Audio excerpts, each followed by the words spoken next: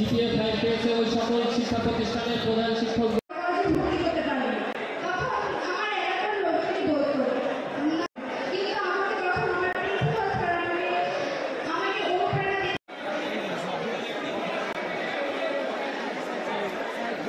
দলের নেতৃবৃন্দকে অনুরোধ করছি জিপিএ 5 শুভেচ্ছা জানাবেন শিক্ষক অভিভাবক করতে হবে। এরপরে আমরা কৃতি শিক্ষার্থীদের অনুভূতি এবং তাদের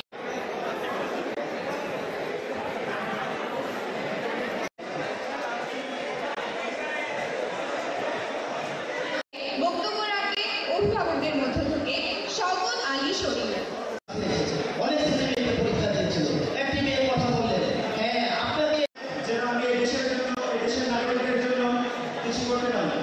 আমি মনে করি যে কোনো সমাজ, যে কোনো জাতি, যে কোনো দেশে যদি মাথা উঁচু করে দাঁড়াতে হয়, দেশের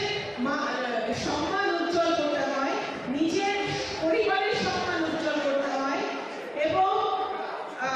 সক্ষমতার সাথে দাঁড়াতে হয়, শক্ত পায়ে দাঁড়াতে হয়, তাহলে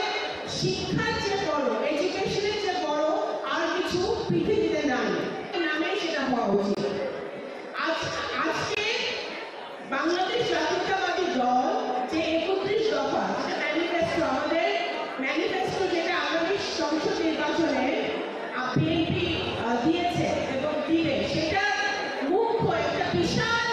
একটা অংশ হচ্ছে শিক্ষা খাতে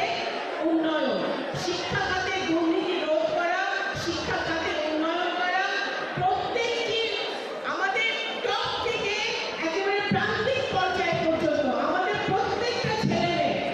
মাদ্রাসা ছেলেমেয়ে, অন্যান্য ছেলেমেয়ে, প্রত্যেকটা প্রান্তিক পর্যায়ে আমাদের যে ছেলেটা চোখে দেখতে পারে না, যে মেয়েটা চোখে দেখতে পারে না, যে হাঁটতে পারে না, যার সমস্যা আছে, প্রত্যেকটা ছেলেমেয়ের কিন্তু শিক্ষা পাওয়ার অধিকার আছে। আপনারা জানেন দেশনেত্রী বেগম খালেদা জিয়া আজকে অনেক অসুস্থ। উনি যখন প্রধানমন্ত্রী ছিলেন, উনি ক্লাস 1 থেকে, প্রাইমারি থেকে হাই স্কুল, কলেজ পর্যন্ত আমাদের নারীদের শিক্ষা অবৈতনিক করেছিলেন, যাতে আমাদের মেয়েরা যত তাদের সামাজিক অবস্থা যেরকমই থাকুক না কেন, আর্থিক অবস্থা যেরকমই থাকুক, কিন্তু তারা যেন শিক্ষা পায় এবং সকলেই সমানভাবে শিক্ষাটা লাভ করতে পারে। আমরা গত 17 বছর দেখেছি শিক্ষা খাতে অপরিসীম দুর্নীতি, বিভিন্ন স্কুল যারা আজকে যারা পেয়েছে দিন হয়ে থাকবে, কেননা এই দিনে আমি আমার জীবনে